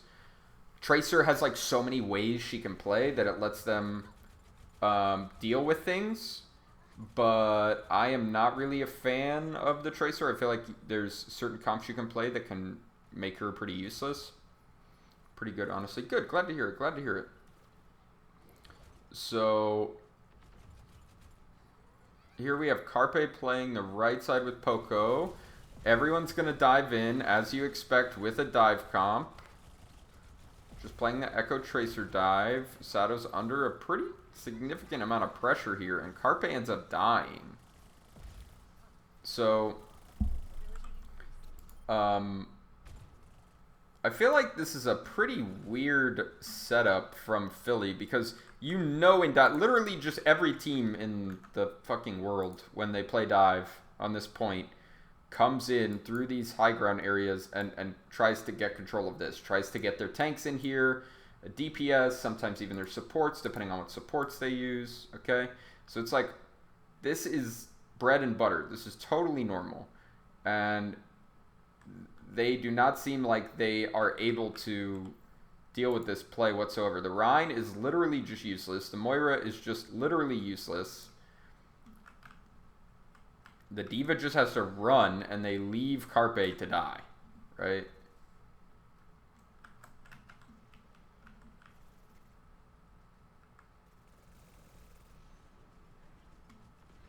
Like, what's he supposed to do, bro? They try and come help him with the Lucio, but, like, against dive, you have to rotate. You can't have just your D.Va here. Like, I feel like you really need your Mei on the right side. I don't know why you would ever need your Mei to play left side against dive. Because the thing is, if they're playing dive, especially because people don't play dive with Lucio, right? It's an Ana Brig. Like, if your Mei is playing here, it's so easy for her to, like, hard punish people. They used... Imagine these tanks jumping into a Mei, and how much worse this fight is for Gladiators when that happens. And the only reason you wouldn't do that, in theory, is because you want to be able to punish them for rotating this way, right? Well, the thing is, the Mei standing here can still very easily wall this. It's not a problem at all. And you have a Rhine swinging on them. It's not like your Mei has to be here. Like, I feel like your Mei should always start here. And then if she sees they're on a comp that will never contest this, then she moves this way. But starting over here, I think, is a mistake in this point. Why do people play Tracer, Brawl, Rush just because they are cracked at Tracer? It's just because Carpe, like, no matter what comp you play, like, if you play something with the hit scan, Carpe can look at the hit scan. If you play something with the Tracer, he can look at the Tracer. If you play something with a weak backline, he can dive the backline. He just always has some way he can find at least a little bit of value. And he's just really good at the hero. Whereas, like, if you pick Reaper, there are some comps Reaper's really good against and some comps Reaper's useless against. If you pick Ashe, Ashe probably has a better spread than Tracer does, but Carpe's level on Ashe is probably higher, and it also means you probably need to play Ana instead of Moira, but I think that'd be better anyways. I think a much better comp here would be to have Ashe and Ana, actually. I think it's way, way better.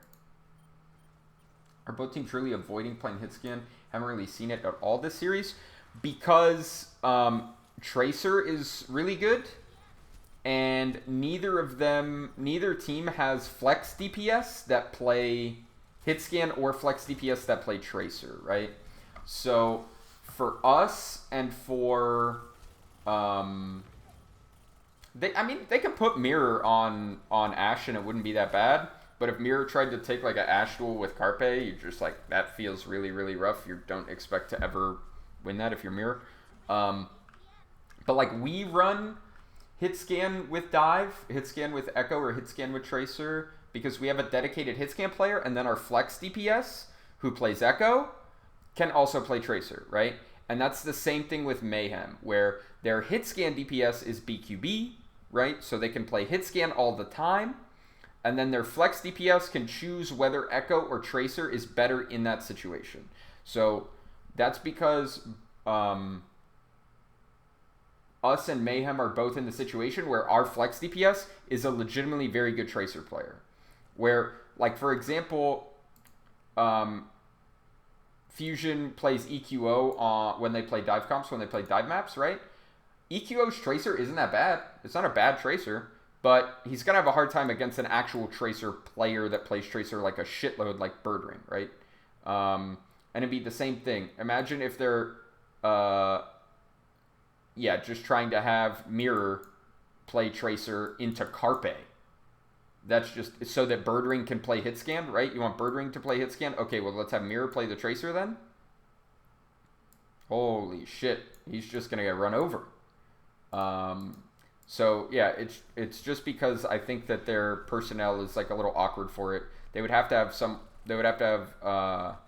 to like perma Echo, and sometimes run Hitscan, sometimes run Tracer. And I think the answer is you need to perma Tracer, and sometimes run Hitscan, sometimes run Echo.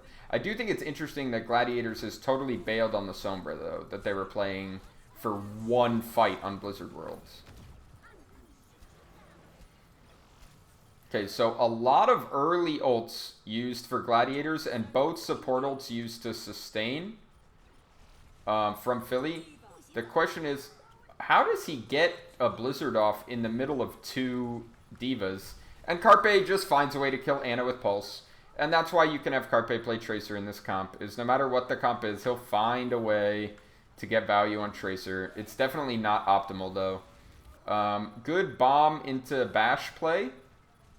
Reminds me of OG, like bomb behind the Rhine and then shatter when he turns to block it plays from Apex Season 1, which Birdring was a part of, by the way. Carpe as well, so that's funny. And finally, the long fight going away. So I feel like this is just they don't get any Mei value again, right? Isn't that the issue here? So Mei has already used wall. When did Ivy use wall? Because anytime you're just playing backwards and sustaining with Mei, it feels like shit. You want to walk forwards with Mei, right? That wall doesn't really do anything. So very low Mei value. Not with Beat, she should be walking out there trying to freeze tanks, right? Kind of screwing the front line up. Gets the free... I cannot believe that that doesn't get eaten. And also that they still don't kill OG, even though it doesn't get eaten. Another useless wall. Yeah. Could have, if he was big brain, could have used his shift to save the Rhine from the self-destruct, but that's a really hard realization to make in the middle of a fight, obviously. But yeah, I feel like they're just not getting the Mei value that they need at all. Is this fight really still going? Can you guys just win? Okay. So similar situation as the first round, where the defending team uses a lot of ults to try and full hold at the end of the time bank. They do not succeed. But the difference is Fusion came in with like 4 or 5 ults to try and snowball, where Gladiators really only has the Pulse, and they'll have Primal soon.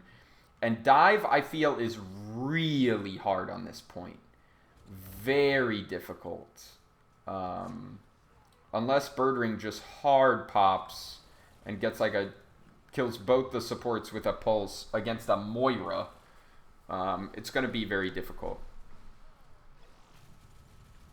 Honestly, I feel like Ivy could just play Torb here as well. I feel like the Mei isn't going to get that much value. We'll see, we'll see. Maybe I'm wrong. Maybe they're going to play really aggro and run on the backline with the Lucio Mei. Yeah, they're trying to anyways. Okay, Ivy's doing a really good job of pressuring them here. Stays in Ice Block as long as possible so that Mirror doesn't get early kills. So all they invest there is Pulse Bomb and Coalescence. They are getting forced back to point a little bit because we've got the Echo Ult and the Primal for Gladiators. But unless Gladiators starts getting value really quickly, these are just going to be 2 wasted ults. And that's exactly what they are here. Mirror should get out, but not having... Echo Ult and Primal are 2 of the most important tools here. So if they're using those ults, I sincerely hope they're changing comp. And OG does change. So I'm much more okay with the Primal being invested there because we're changing comps. Birdring also goes on to the Reaper. Didn't he almost have... No, he did have Pulse. But giving up on Pulse isn't the biggest deal, especially against this comp. The Tracer isn't that high value. But it's awkward to play Reaper and Rhine in the mirror with no Lucio, especially against a Mei. This seems like a recipe for bad things happening. Can you go dive on defense here? Dive on defense isn't that bad. I think it's still hard though, and it's for the reason that we saw Fusion like do well. I think if teams are trying to play double shield in attack, the dive isn't that bad. It's pretty workable. But if the rush team just like walks up here and fights your tanks, and you don't have the ults to like kill them, like you don't have like an EMP or something to kill them up here, or a bomb play or something, they just like either force all your tank cooldowns or your tanks run, and then they just keep walking until they force your tank cooldowns, and then they just fight on point.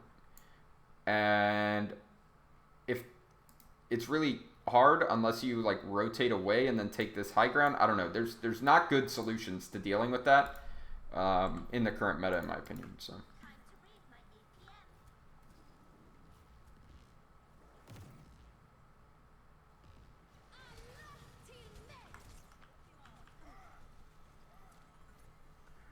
Oh! OG just gets hard egoed.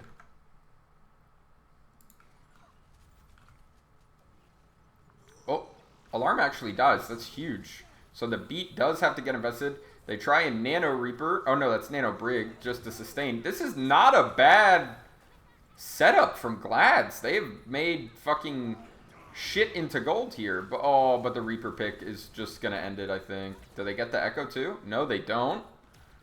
They don't get the Echo. Oh, they get the Ana, though. So that's definitely a Cheech. But what gives them such a big opening? That's actually crazy. I thought they were fucked after OG just got bodied. So OG gets memed on, and Shaz is asleep. And somehow Gladiators turn this into a somewhat winnable fight. So they're rallying. Rally is obviously super good. So step 1 is definitely Birdring flanking onto Alarm and no one keeping track of him. Astro is just a second too late to save him. They don't have good damage to kill the Nano Brig, and Mirror gets a lot of value, and Ivy gets no Blizzard value. That's really unfortunate. I'm confused on the situations when Torb is useful, where Torb excels. Would you mind explaining it to me? So I think Torb is good in situations where you have to deal with a Tracer, basically, or maybe a Tracer Sombra. Um, and you aren't trying to play a dive composition, and you aren't trying to basically like you're basically admitting we can't control this Tracer. We're just willing to play a worse composition, because we just can't deal with the Tracer. We can't match the Tracer because in my opinion, when there's a like a Tracer with Brig Armor, really the only way to deal with it effectively is to have your own Tracer with Brig Armor. Okay? That shit is just broken. Unless it's like a really bad Tracer map. Okay? And if it's a really bad Tracer map, whatever. The Tracer can be dealt with in other ways. But if you do not have the capability to play your own Tracer for whatever reason, then the Torb becomes really, really good. Like, if just matching Tracer is not an option, okay? And when Gladiators was on dive still, the thing is that they have their own Tracer in this rush comp, but not only does she not have Brig Armor, so taking the Tracer 1v1 isn't that good, but the way that you want to play in 2CP in general on defense is you want to play to trade kills, right? Because your respawn is so much closer. So trading kills is really good. So having them have a Birdring was on Tracer and he had the Brig Armor, right? So that means that Carpe does not want to take that Tracer 1v1. He wants to go trade kills. He doesn't want to go take a long 1v1 with Birdring that he's not going to win. So you do not want to use your Tracer to do that. So instead, you can just use a Torb. And when they're on dive, it's really good. When they're on Rhine, the Mei wall is too good. You don't want to run Torb in this situation, even if they had Rhine Tracer for some reason. But because they're on dive, and this is a really open point, it's super easy for Torb turret to make life really hard for the Brig Armor Tracer, and then your Tracer can go get a bunch of value on her own.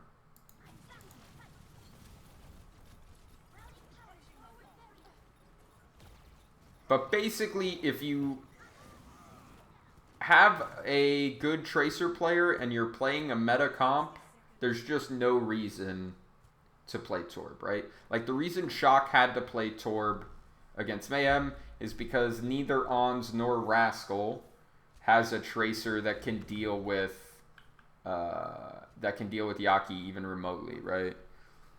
Like Yaki, Decay, Dante. I don't know if Striker will play Tracer this season, but good Striker. Like, these are all Tracers that if you're not an ace level Tracer, you just shouldn't take the Tracer fight. You're Carpe.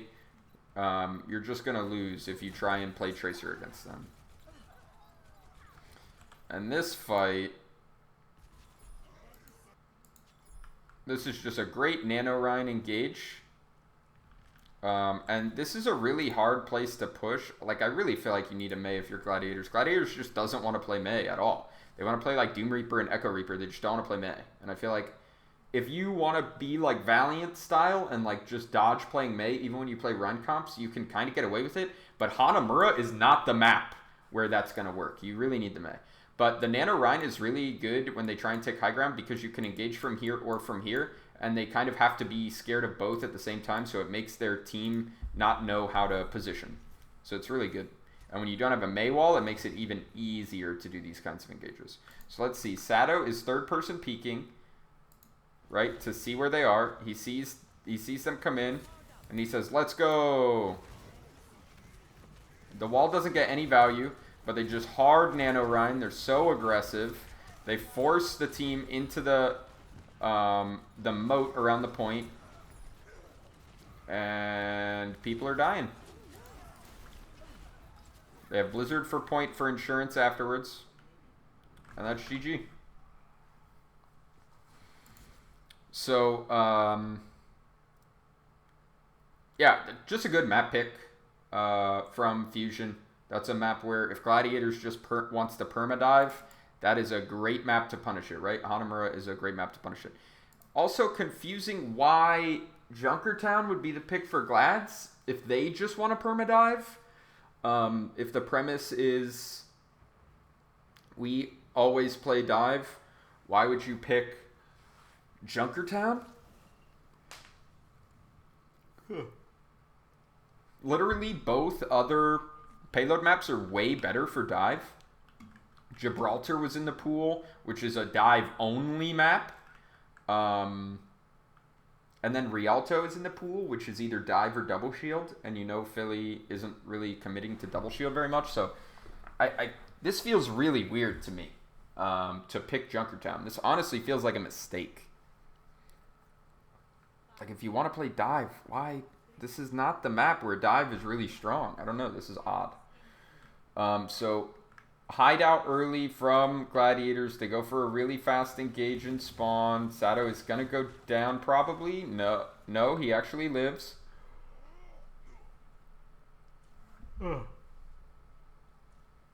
They swap to a very stable sort of anti-dive rush comp. Just going to run on the tanks. I dig it. I dig it. They clear the high ground first.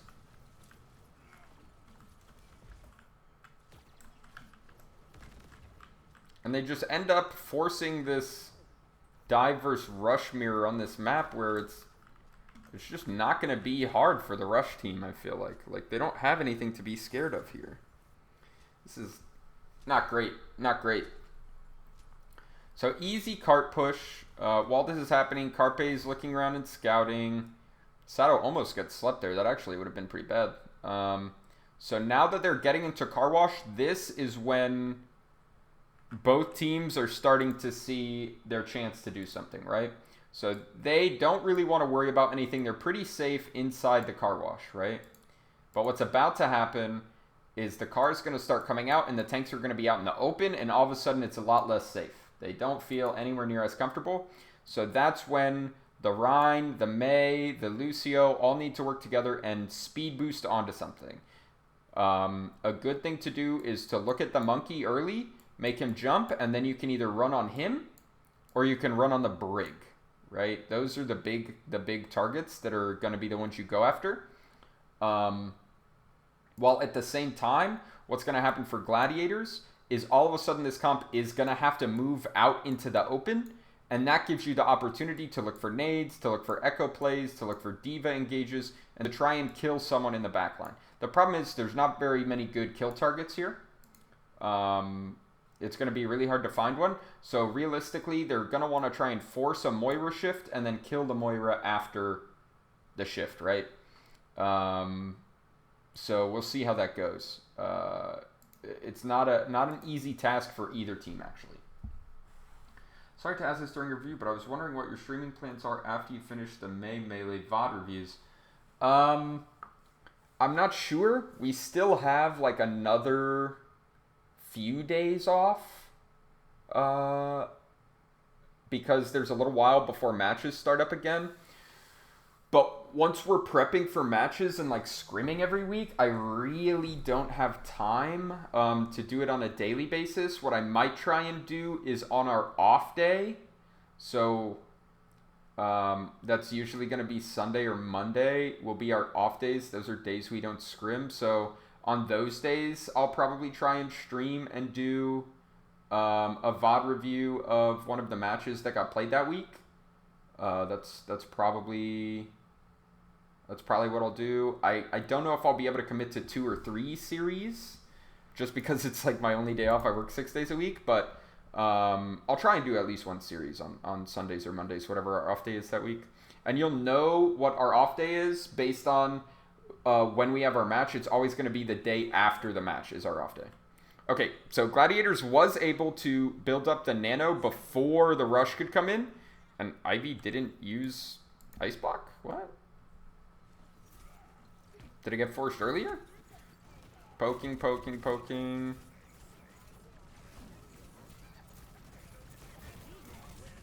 No, he literally just doesn't use it. Alright, that's really weird. Because, like, no one in this comp should be dying easily, right? And May is obviously a big part of that. So, dying without using Ice Block is a pretty big mistake in this composition for sure. The Coalescence is here now. And all of a sudden things get very, very hard for Glads for them to be able to play in open space. It's almost impossible against this Coalescence. Their backline is just going to get run over every single time that Fusion has Cole, right? The Cole just beaming down the Brig Anna, like they're just so scared. They just have to run. And usually the Tracer can't kill that backline, but when there's a Coalescence happening, the Tracer can definitely farm them. So they have to find places to hide where they won't be able to take all that Coalescence damage. A lot of ults online for the defense, but big ults coming up for the offense as well. So this is a situation where you want to see Fusion play proactively with their ultimates. And the thing is, it's hard to play proactively with Bomb or Shatter here because there's no one on the ground to Shatter. And if you use Bomb, it's very easy for them to dive and kill Baby before the remech. So I would have loved to see an aggro beat in this situation, honestly. But the only way you can aggro beat is if you have a good target to run on. So I think they need to path differently here. I don't think they need to push out the bottom against this composition, honestly. Especially because they had just capped, right? I think they could have come high ground and just had D.Va on cart and then look for an opportunity to push with beat aggressively. I think that would have been a really good way to take this fight. Instead, they're kind of playing on the low ground. This isn't a terrible position. It's definitely not ideal, but it's for sure workable. They forced the monkey cooldowns early, which is really good, and now they need to speed on something. They're trying to, but Alarm is stuck in the open, gets his Shift Force. Really well-timed beat to use as soon as the fade ended. And then they also Blizzard on top of the Nano Monkey, and they kill OG before he can even pop the Primal. So, really, really good play. Honestly, perfect beat timing from Astro is really what enabled that more than anything else. Because this rotation here, when the Moira has to walk through the open like this, that's when it's really easy to force her shift, right? And that's when she's vulnerable. That's exactly what happened. That's why going high ground is better, because it's harder for them to force the Moira shift, or force the Mei shift as well. So the Moira gets forced to shift, and then instantly as his shift is ending right here is when Astro's beat comes in. And that just means their dive is not going to get any kills. And the cherry on top is they also get a Blizzard, I'm sorry, onto the Nano Monkey. So they kill the Nano Monkey before he can even pop Primal, right? So really good value from those two ultimates. Shatter doesn't really do anything, but that's okay. It's never going to have like consistent high value against this composition. So you're okay just kind of throwing it in when you get the chance. Gladiators has swapped to McCree, presumably, to try and deal with the Tracer better, but now their comp is just absolute shit. Huge bomb, really well placed from Poco, I'm sorry. Good timing with the engage there. And yeah, it just kind of absolutely screws the engage Gladiators is trying to do with their Primal. The bomb just splits the team and kills the Echo. And the Cole obviously just keeps everyone healthy. And this is just, like, Gladiators is on a comp that can't win against Fusion's comp. I don't know. There's, like, nothing they can do. Like, there's no way that these DPS can kill things in this comp. Like, they either need a Zen and a more aggressive dive comp, right? Or they need a Sombra, so they can get hacks and they can get EMPs, and that can allow them to get kills. So Gladiators is now forced to play a double shield composition, which clearly is not their comfort zone because they've been avoiding playing it wherever possible, just playing dive or weird rush comps. Good pull down onto the Ivy, onto Ivy, the Mei. High ground control is really, really important in this point. Oh, sneaky Shatter. It forces the Orisa Fortify, which is honestly not a bad use of the Shatter. Anna Brig is really awkward with this Orisa comp. Mirror uses his Echo ult and instantly gets it broken. You hate to see it. The Coalescence comes out and OG dies because he had to use his shift earlier when he got shattered. The rally to stabilize on high ground is good, but like, there's just no damage on this fucking team, dude. They have Orisa D.Va, which is like insanely low damage frontline, right? Like, lowest damage main tank except when there's a bongo. And less damage than Sigma, right? For sure. Needs to play to, like, absorb Carpe, I guess? I don't know. Then they have Anna Brig, which is super low damage. And then they have Echo Ash, but they don't have good ways to enable these heroes. So it's like, this is an extremely low damage composition. Which Fusion is on a low damage composition as well, but they're on like a death ball, keep each other alive comp, where Fusion's or Gladiators is on like a double shield comp. And usually the way double shield works is you win by having shitloads of damage that play behind your shield. Now they blizzard the car, bomb and spawn. This is just Gladiators. I don't know why they picked this map, bro. Why did they pick this map if they just want to play dive and they can't play double shield? That feels really silly. I don't know. Gladiators has like a smart coaching staff too. I don't know what they were thinking. They probably had some sort of a plan, but from what I can see from the outside, this is a very weird pick. I think it is a mistake.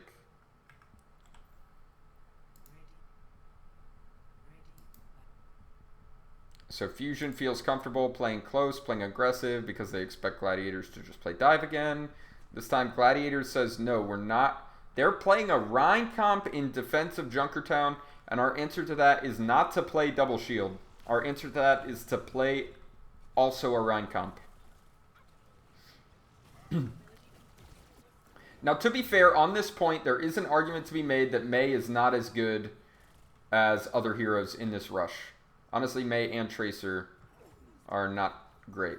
So I actually think Gladiators does have the better comp here. I think the area is so open that it's actually really easy for the Echo to permanently just fly all the time and look at the Mei and force her to use her Ice Block, which really, really hurts Mei, I think.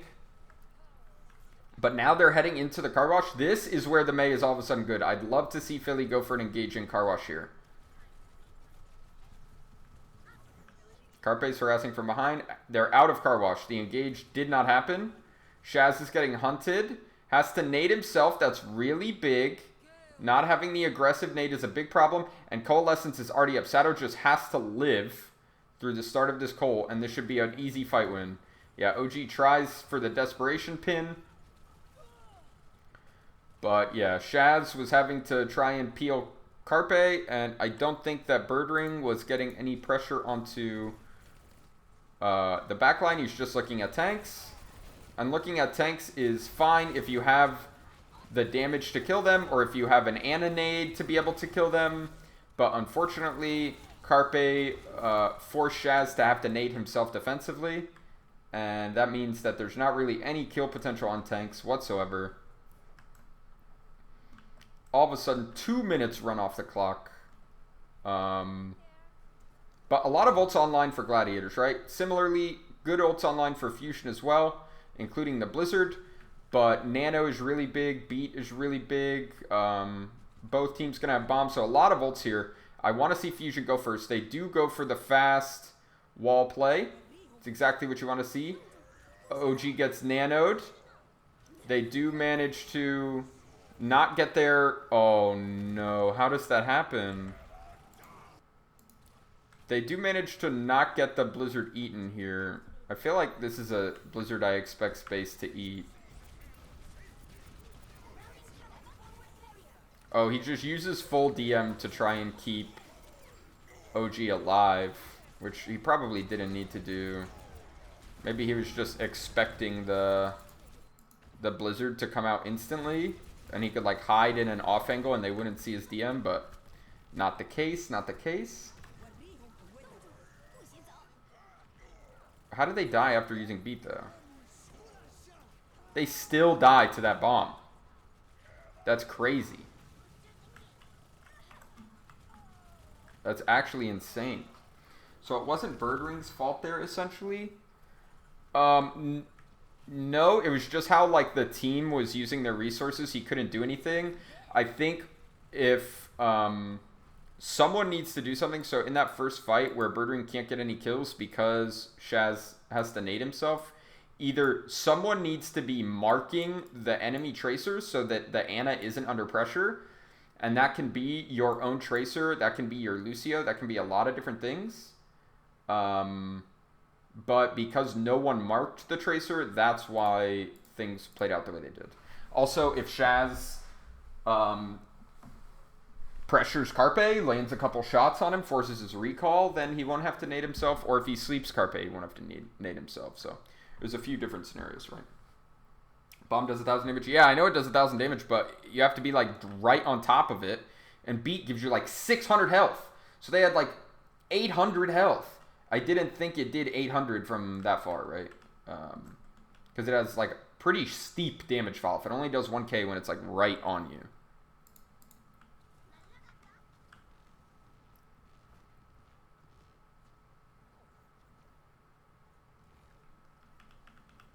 Okay, let's see. So good wall engage here, followed by the instant Cole and the Beat. I love this play. I love this play. Just super aggro, wall Cole Beat, explode out of the choke, blow them up. That's exactly how you need to play this. They also managed to kill Shaz like really early in the fight, which probably shouldn't happen. So let's see why that is. He has his fade, so let's see how he dies here. He's getting cold. He literally doesn't use his fade. He just gets bursted down faster than he expects. That's rough. That is rough.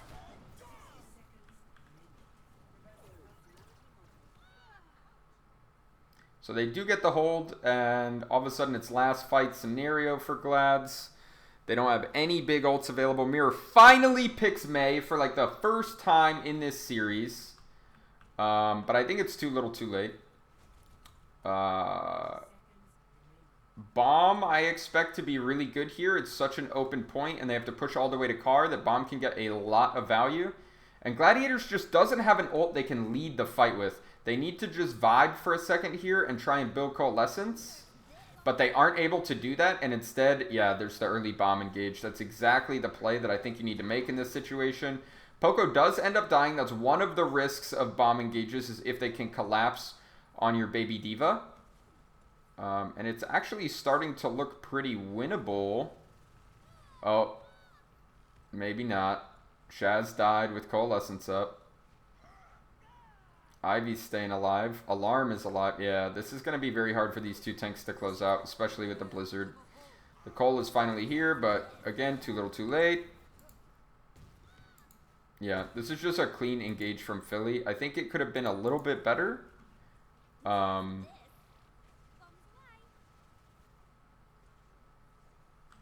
would love to see more of a setup between Astro and Poco here, where it looks like Poco wasn't anticipating them pushing all the way out, and he was thinking that he would split the team here, and that the backline would be here, the tanks would be here, right?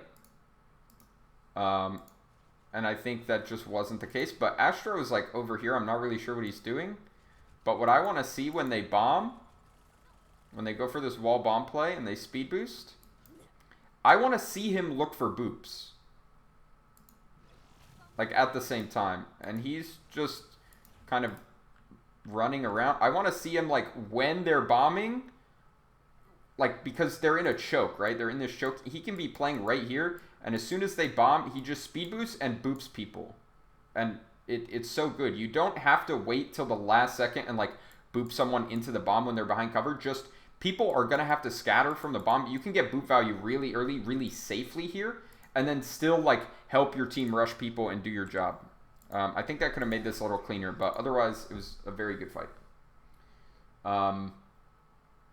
So my feelings on this series, let's do this way.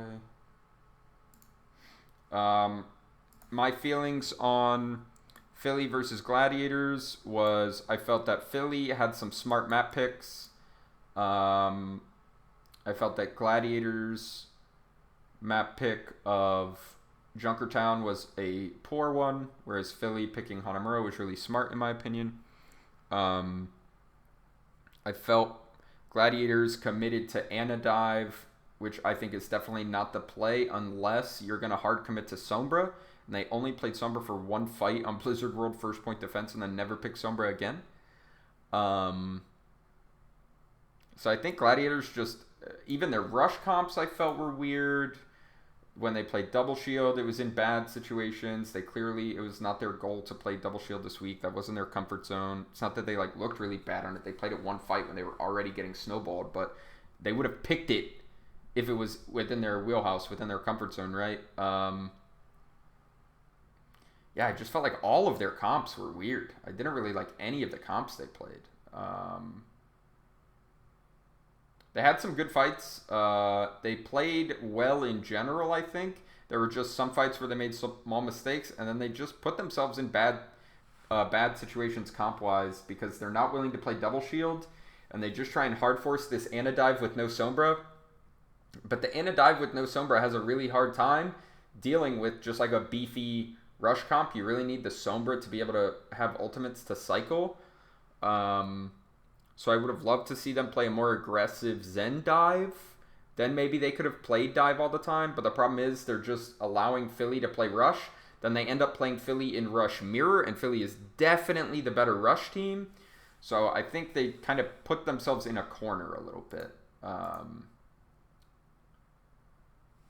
But yeah, those are my feelings on that. And I think Philly played the Zen dive. I really liked seeing them play the Zen dive. I wish they played it more against Florida in the next day when they lost. But yeah, those are my feelings on the set. Hope you guys enjoyed the review.